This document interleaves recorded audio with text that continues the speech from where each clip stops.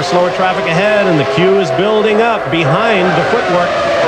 Schumacher will take him on the outside. What will Damon Hill do? There is Berger twitching just that little bit. And now the footwork gets out. Oh, and Hill and Schumacher have touched again. All because of that tail end of Hill and Schumacher, but that is unbelievable. Why do they keep doing it? I mean, no wonder they can't talk. Ferrari's first and second at this point. And Schumacher is coming over to have an immediate word with his title rival. Oh, an Italian TV chooses to go to the grandstands. They are delighted. It will now be a Ferrari 1-2, but Schumacher came over, and I don't think his first words were, "Are you all right?" Yes. That'll do. Here's another look. Hill, following Schumacher, tries to squeeze by to the left and boots him up the gearbox. I don't think he tried to squeeze by. He could not stop. He tucked back in behind that tail marker, could not stop, and tried to go to the left to miss him. He tried to miss him on the left and couldn't make it. Boy, oh boy. They certainly have some moments, these two. It's unbelievable. And a big cheer for Michael Schumacher. It's not been that way all weekend for him, but I think you can tell by the look on his face, he is absolutely furious with Damon Hill. Now, ride with Hill. I thought he was going to try to duck up once he got past. See, now the footwork dodges left. To let him by. Right. And he locks it up and then think that's too much. Do you remember? I remember Senna doing that a couple of years ago. Yep, the same thing. Booted Martin Brundle. Yeah. That is a highlight that you will see time and again. Particularly if Hill loses the World Championship. Oh, my. You'll certainly see it on RPM tonight on ESPN2.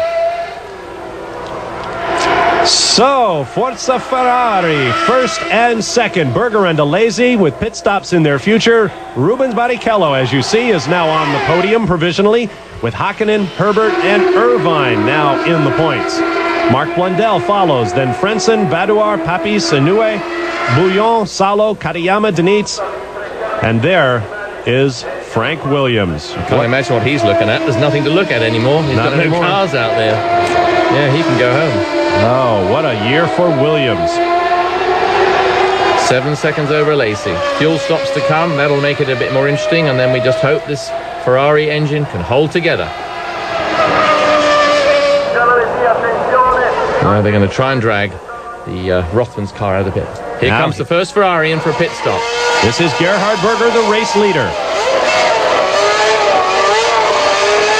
Fuel goes in. We anticipate this will be his only stop of the race. It's happening on lap number 24. Sorry. I was going to say that puts Alesi into lead. Quite a long stop, but you've got to be secure. And of course, one must remember they're putting a lot of fuel in. They're putting a complete tank in for the balance of the race, not a short fill. So that's why you're not getting these 8 or 9 second stops, I assume. There's Alesi in the lead. I think he can't quite believe his luck, but he'll be going in, I guess, next time to refuel and change tires. His Japanese girlfriend, Kimiko, is here. They are quite the item in Formula One social circles. He has been very touchy this weekend, has Jean Alesi, about the issue of his ability to set up a car. When asked by a reporter how he evaluated his own technical skills, he looked him in the eye, raised an eyebrow, and said, "Why do you ask?" Now, what happened here? Did Gerhard Berger run afoul of someone? He came in on brand new tires, came in the corner, and couldn't really get on the power too well. Didn't get by the guy, and I guess he just lost a bit of time straightening himself out. Now he's just ahead of Blundell, isn't he, there? Mark Blundell. That's one of the Jordans out in front of him, Rubens Barrichello. And the McLaren at this point. So Berger's actually just got ahead of Blundell. That's probably what some of the fusses are at. Now Blundell's getting back by him again. Raising the dust as he goes offline. Mark Blundell looking very racy. Of course, Berger has a full load of fuel in addition to those cool tires. Now Alesi makes his stop. As you see, Luca Badouar has the Minardi in the pits as well. Minardi's deal for V12 Ferrari engines next year, by the way, has fallen through. They're talking with Ford about possible customer engines, perhaps the Zetec engines that the Sauber team will give up next year.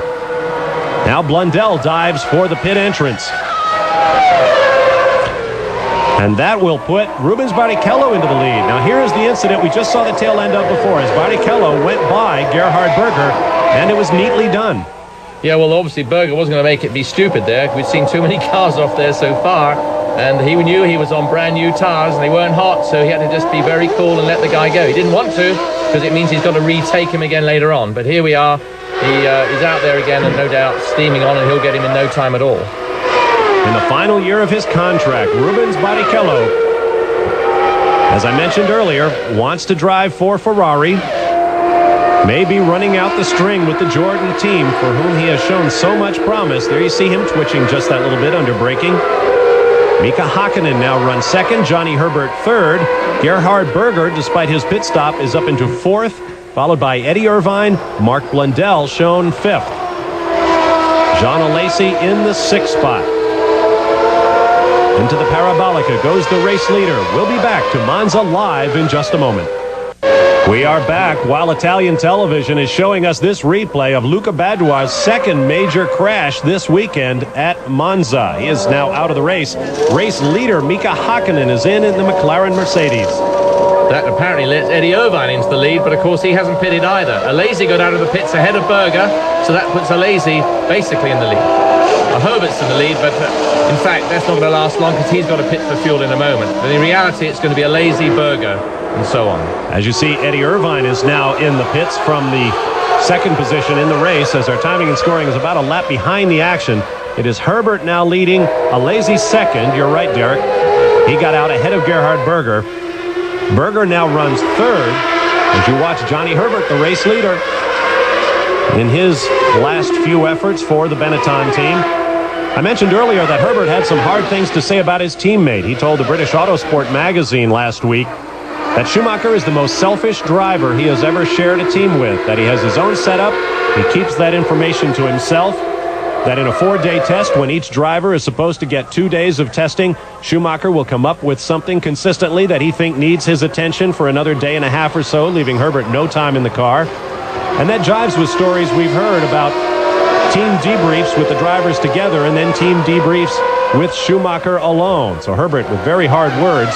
We saw them playing ping pong at the top of the show, but you can imagine there are not a lot of pleasantries exchanged between those two teammates.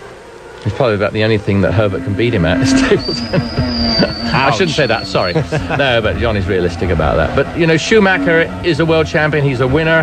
He's a very Senna-type person, and there's no way he's going to palm off any of his knowledge to anybody else. Why should he? He wants to win. He cannot show any of his weaknesses up to anybody.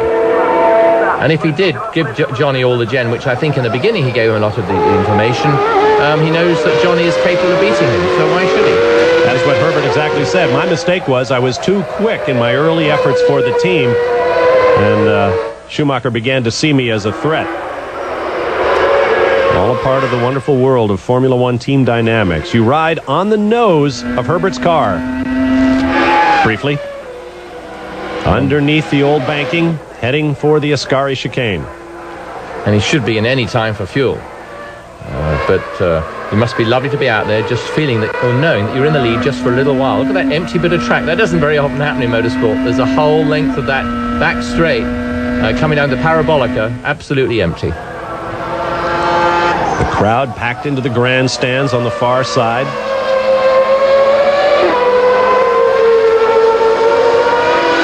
Just to hear that noise, that roar, that is unique to Monza.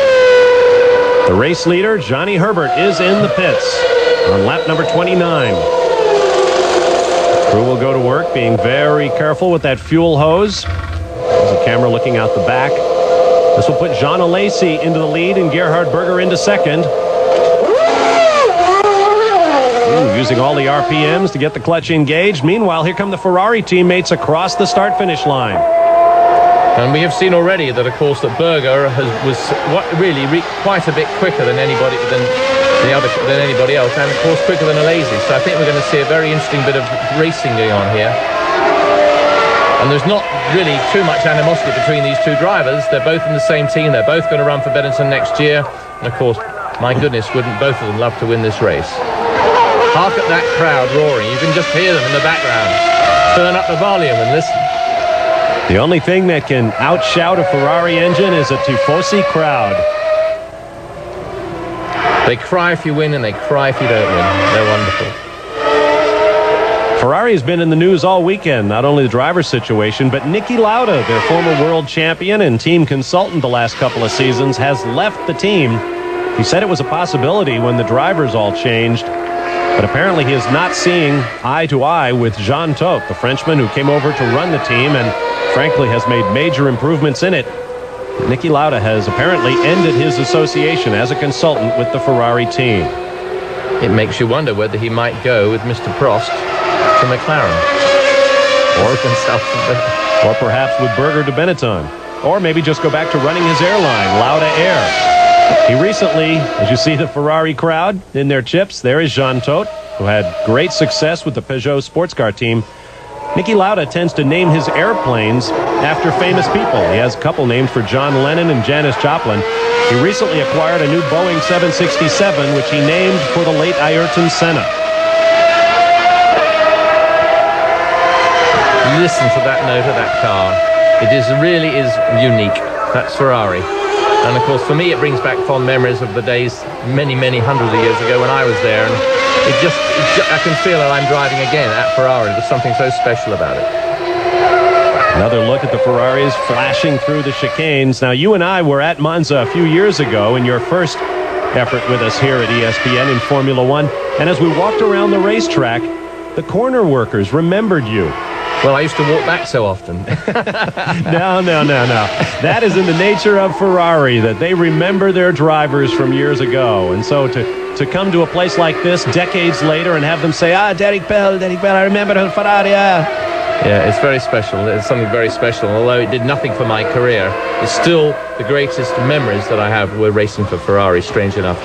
Mind you, nobody in motorsport or in the world ever knows that I drove for Ferrari because it was before the time with TV covering it and so on, but it was still the greatest experience of my life. Second pit stop for Tyrrell.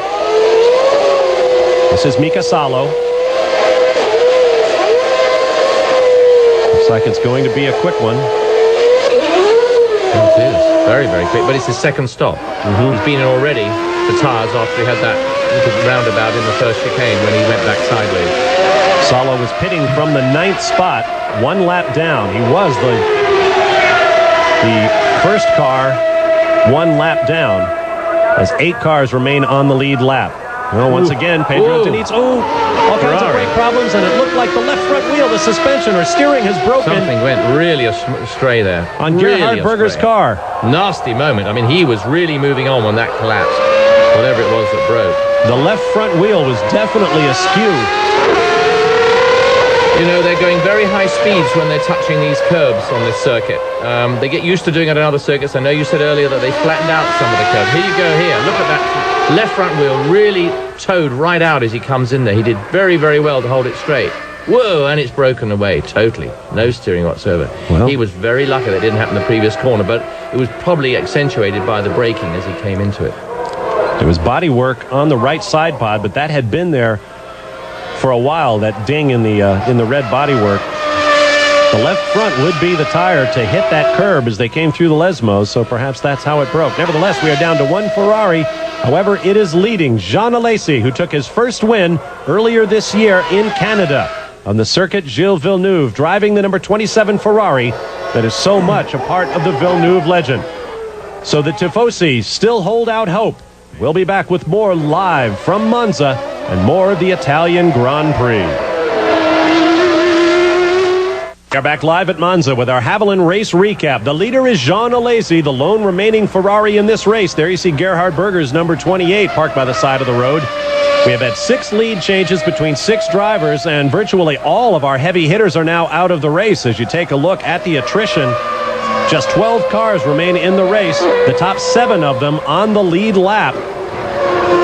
The prominent retirees, in addition to Gerhard Berger, who just dropped out, Michael Schumacher and Damon Hill. Hill punted the world champion up the back when he could not get his Williams slowed down. David Coulthard, the pole man and early race leader, suffered a wheel failure after taking it off the racetrack in the Ascari chicane. We have had plenty of action. As you see, Mark Blundell making his way around. He is back in the 7th spot, last car on the lead lap. Now let's take a look at what happened to Gerhard Berger moments ago. You see him at the back left of your screen. It doesn't appear to have hit anything, but we saw sparks and then the smoke. It looks like something exploded, almost like the disc exploded. Then it severed the front wheel, but something real. I mean, real lot of smoke and sparks, not just simply like the wheel came apart. I mean, there was a major collapse there.